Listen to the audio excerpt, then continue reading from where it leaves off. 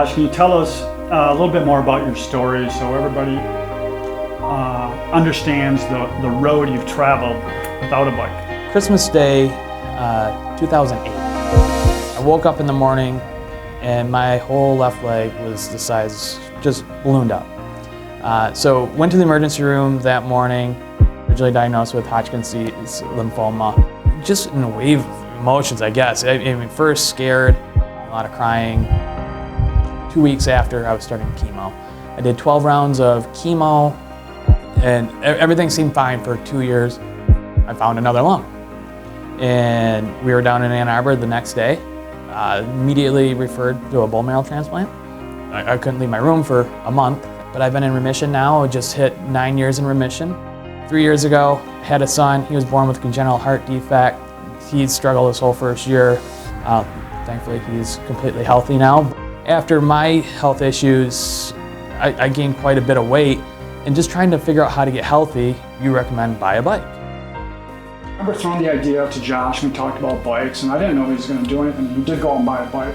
And so he got into it and he wanted to go riding with me, and I wanted to take him riding, show him some trails. And I don't want to say Josh was struggling because I thought he did well, but I think he always wanted to beat me, you know, and do better. And I can tell you now that Josh is as strong or stronger than I am on a bike.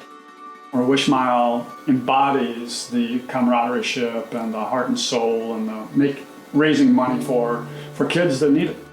It's for Make-A-Wish Michigan. So kids that are dealing with different illnesses, granting them wishes. So a chance to maybe go to Disney World or meet a sports star. If we can make something, make them happy, just for a day even, is really worth it.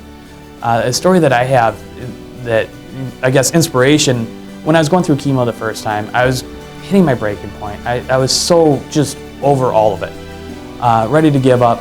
I saw this little girl, and I wish I would have talked to her now, 10 years later, but she couldn't have been more than 2 or 3 years old. She had an IV hooked to her. She was running through the hallways of the hospital, pulling the IV, screaming and laughing, having a good time. And I remember thinking to myself, if she can do this, I can do it.